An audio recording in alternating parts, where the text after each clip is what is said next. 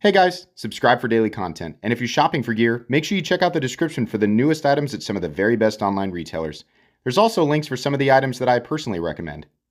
Thanks! What's going on YouTube? Metal Complex here, and today I've got a really cool knife review / knife overview to share with you guys. This is the Reate and Kirby Lambert Mini Crossroads. Yeah, there was a bigger one. It was like 8.3 inches overall, and I think it was a bolster lock. This is a mini, but it's really not a small knife. It's definitely still what I would consider to be a full-size knife. We're going to talk all about that. This was loaned to me by Crane's Cutlery, and it is available right now. Absolutely. I'm going to link it right down below. This will go back to Crane's Cutlery when I'm done with it. There's a couple of exclusive variants there that are pretty cool, and you might want to check out because they're super duper flashy, but they're definitely also more expensive. They've got a few different variants at different price tiers. It's worth checking out, if nothing else, just to look at it. And you can check out what else is at Crane's Cutlery while you're there. Thanks so much to my generous patrons who are supporting me right now. There's a link for Patreon right down below. And please make sure to follow me on Instagram at metal_complex. Let's go ahead and get a measurement of the Mini Crossroads here. We're coming in at, see what I mean? It's still a pretty good sized knife. It's 7.75 inches overall with a 3.3 inches of blade. The cutting edge is about 3 1/4. How about some size comparisons up against, where are all of my comparisons? There they are. Up against the Ontario Rat Model 1 and the Ontario Rat Model 2. This is a kind of in between, but it still has that, it's got the girth. I can't believe I just said that. Of a full-size knife is what I'm saying. How about up against the Spyderco PM2 and the Spyderco Para 3. It's definitely still a little bit bigger than the Spyderco Para 3, and it's also a bit more bulky. I'm going to show that here in a second. And last but not least, let's do the Benchmade Griptilian, or in this case, the Ritter Hogue, and the Benchmade Bug Outs. All right, how's the action on this guy? Well, this is a Reate. If you know who Reate is, and then you know it's going to be good. If you don't know, Reate makes super high quality knives. This is very smooth and very consistent. It is very new. These types of knives generally appear just about like this. They take a little bit of encouragement to kind of get down to the close position. The actual firing action is beautiful. This will undoubtedly fall shut over time. It's just one of those. Running on bearings, everything is very consistent with Reate. It's very snappy. It's the way you want it to be. I don't really trust knives that are incredibly fall shut right out of the gate because I'm like, well, what happens when it breaks in? Is it going to get wiggly, right? When this thing breaks in, it's just going to continue to get smoother and smoother and smoother. The action is spectacular. The flipping tab, jeez. The flipper tab is great. You can light switch it. You can also push button it because of this flat jimped area right here, and it feels great. Very deliberate. It feels like you're transferring the full amount of force, the intended amount of force when you are flipping it. Sounds like a silly thing to get hung up on, but there's nothing more frustrating than a flipper tab that is shaped in a way where you can't really get a hold of it, and then you have this floppy kind of deployment, right? You guys know what I'm talking about. All right, so let's go ahead and do carry profile. This is thicker than you might expect. It's got some slabs of tie on there, definitely. Definitely thicker than Spyderco Para 3. We are looking at a little bit of contouring though, so that's kind of nice. The flipper tab does give it a fair bit of height, not necessarily, more than the PM2 or Para 3 here. I'll give you guys a look. Yeah, it's still coming in a bit shorter there. Lengthwise, you're looking at no more than the Spyderco Para 3. It's really just that bulk, that thickness that you're going to notice. What are we looking at for materials here? On this guy, we are looking at micarta. Titanium is kind of really, it's really cool how they did the inlay on this and how they did the lock. Look at that. That is really cool. I don't think I've ever seen that before. It definitely was not that way on the original Crossroads. But yeah, really cool. Some of the Crane's Cutlery exclusive variants are like Tiger Fat Carbon or something or other like that. They have the wood grains micarta, and this is zircotai with Damasteel. This is a very expensive version of this knife, but that's kind of what Crane's Cutlery does. So it's if you want to spend a little bit more money and get something that is a little bit more crazy, a little bit more exotic, then you can do that, or you can just go with the base version, which is plenty cool. But yeah, that's what we're looking at there for the handle materials. And then the blade, we are looking at M390. So pretty much what you'd expect. That's par for the course. Very premium stuff, definitely. No milling on the inside of the scales. I mean, they're already carved to fit the micarta. So weight, I'm going to guess this is 4.75 ounces. Oh, 4.5 ounces. So it's a 4.5 ounce object that is medium to full size. That's a medium to full size weight, right? Not perfect ratios, but again, it's really not going to be that big of a deal for a lot of people. Just do what you will with that information. Let's go ahead and get out my tools for a hardware check. As per usual, my tools are very inexpensive and very recommendable. You can find them right down in the section of my description that talks about the tools I use on this channel. The pivot is a T8. The overlay screws are also T8, and the pocket clip screws are also T8. There's probably, in fact, there are definitely 2 more screws back here. Yes, this is a zirconium backspacer. That's pretty cool. We'll talk more about that. I'm going to guess they're also T8. They might be T6. In any case, you're working with a few additional pieces of hardware than what I would normally consider to be minimal. Not that big of a deal. Quality tools and a place to put your hardware and you'll be set. It shouldn't be that difficult to take apart. Blade stock thickness. I'm going to say that's 145 to 150 thousandths. So let's see if I'm right. I'm usually not. Hey, yeah, okay, I was close. 155 thousandths. So we're looking at ZT0562 territory. Fairly thick blade stock, but you know, it's kind of a bulky knife. Not huge, but bulky for sure. Anyways, let's go ahead and move into the main part of the review. There's a nice big wide cutout here to get your thumb in for the disengagement of the lock, and it is very easy to do that. No double clutch, right? You can go like this, you can kick it down, whatever you want. Very easy. You can do this all day, no problem. It's very satisfying as a fidgety knife and very convenient for people who are going to take it out and use it, which there's always people who think, who would ever use a knife? Because I don't, and my limited perspective that's just based on me and everything that I do, right? Not considering the millions of people who buy pocket knives. Yes, people use these. Did you know that knives can get into the thousands of dollars, right? We are not in the territory of, well, most of these are just put up on your mantle. No, this is definitely still user territory. I'm not trying to be a snob. I'm just letting you know. If that's what you thought, nah, there's lots and lots and lots. In fact, I would say most people who buy knives in this territory take them out and actually use them, right? But saying that usually stirs up a bunch of arguments, so whatever.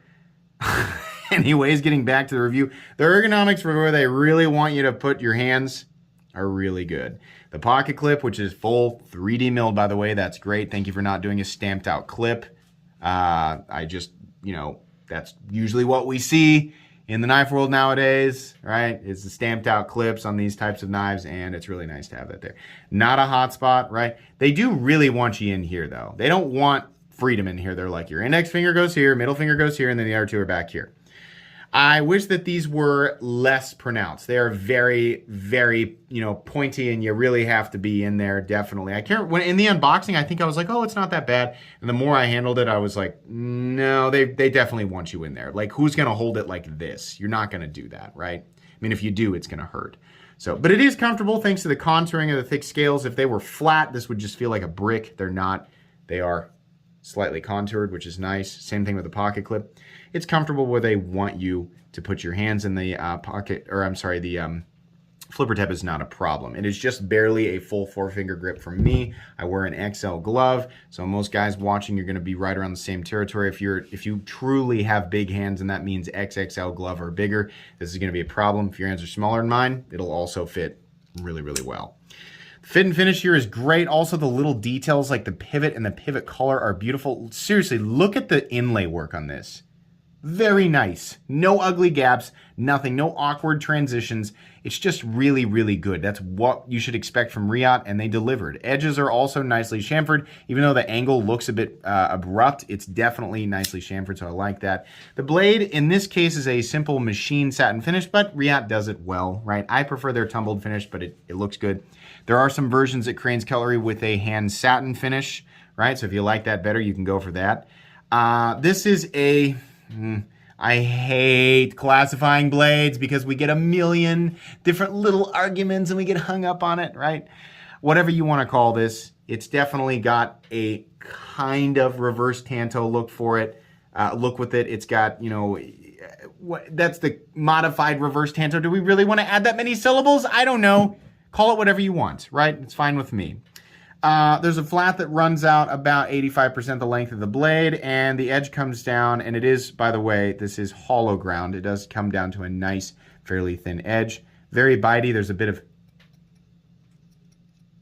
resonance off there. Those of you who, have kind of gotten used to that sound. Yeah, definitely sharp. Definitely a good EDC blade. There are blades out there that are much slicier, but this will absolutely do the trick. Good geometry, I think, for M390, especially considering it's fairly thick to begin with. They managed to get it down pretty darn thick. There's nothing in the cutting path. It will absolutely do the trick.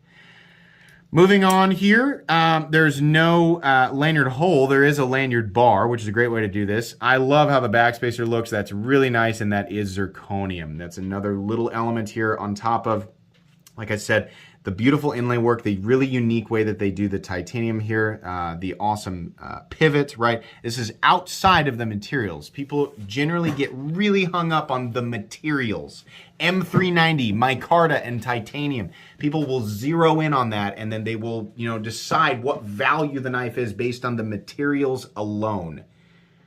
It costs more money to do more intricate things with those elements, right? Well, I don't need those elements. I'm just looking for the basic, right? The most basic. It still costs money to make them the shape that you deem as appropriate or utilitarian or perfectly utilitarian, right? The people who are generally buying knives in this price territory, right? Which might be you, the arguer, if you are watching this video. Let's remember that.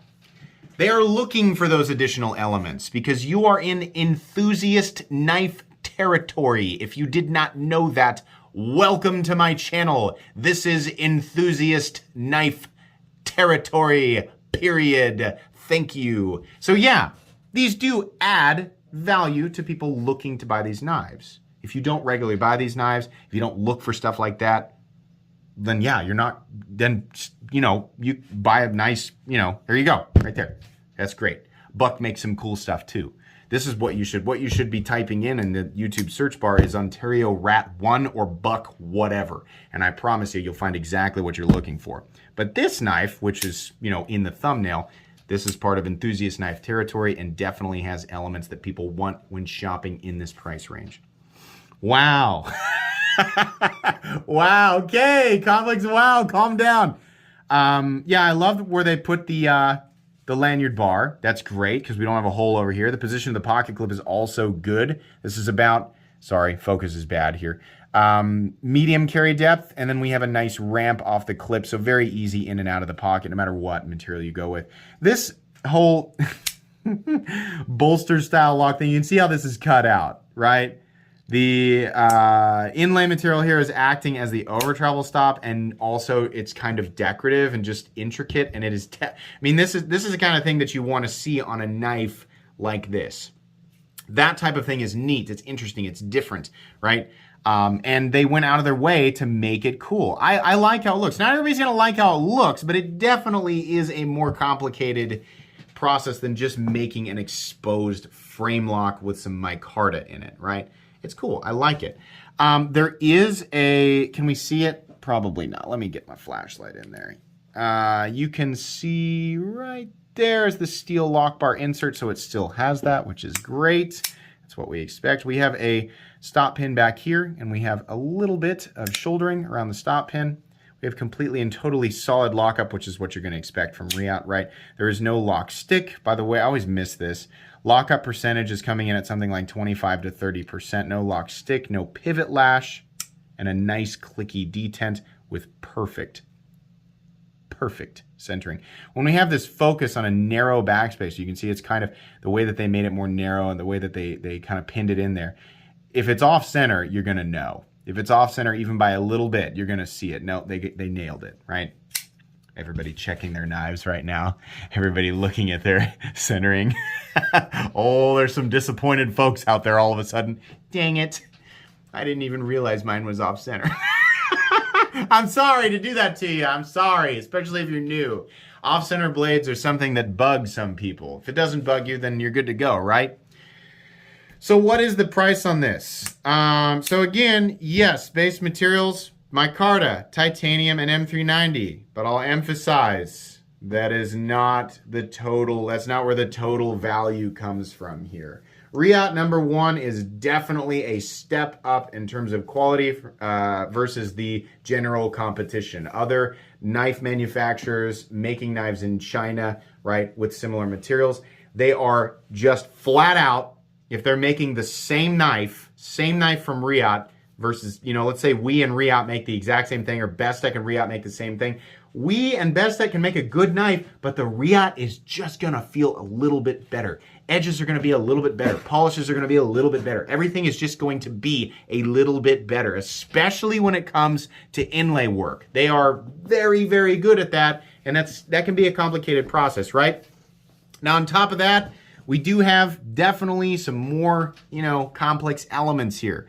Number 1, I appreciate that we have a 3D milled clip. That's not a big deal. Appreciate that. Definitely appreciate that we have a zirconium backspacer. That's pretty cool. And then the complicated work with the sort of bolster locky inlay thing. That's just interesting and unique, right? So there are added value elements there. Like I said, if you don't care about those elements, if those don't add value to you, they factually cost more money versus not doing them.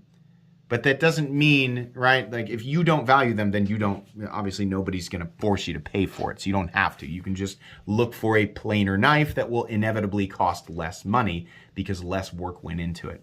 So keep that in mind. Base price of these, $377, which honestly I think is pretty fair. I was kind of hoping to see it at about $350, but with the way that things are right now, right, it's pretty fair. I mean, it's pretty on par with Reate. I've definitely seen knives from Reate that have less, like, overall complexity. Same exact materials, less overall complexity, and they come in higher, like $50 higher sometimes. So I think this is a more fair price. This has got some cool stuff in it, right? It's not going to be for everybody, but this is a good EDC knife. It's definitely a good size, definitely good quality. I like the ergonomics.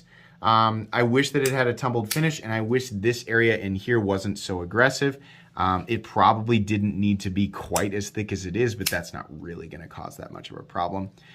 Really though, yeah, this is a good knife. I like it. I'm really happy that I didn't see it over the 400 line, as is the case with a lot of Reate knives right now. But yeah, I was pleasantly surprised with this one. So, like I said, a few different variations. You can check them out right down in the description. This is going to go on my most recommended knives playlist. It's very good. That's going to be pretty much it today. Where's my card? There it is. Thanks again to Crane's Cutlery for loaning this to me for review. Please make sure to follow me on Instagram at metal_complex. If you enjoyed this video, leave a like. If you'd like to check out my other content, I do of course have lots of videos of knives that are either expensive or inexpensive that I do or don't like, so check those out. And if you enjoy all my content, go ahead and click on that Metal Complex logo right there and subscribe, because there's definitely more coming. Thanks again for watching, everybody, and have a great day.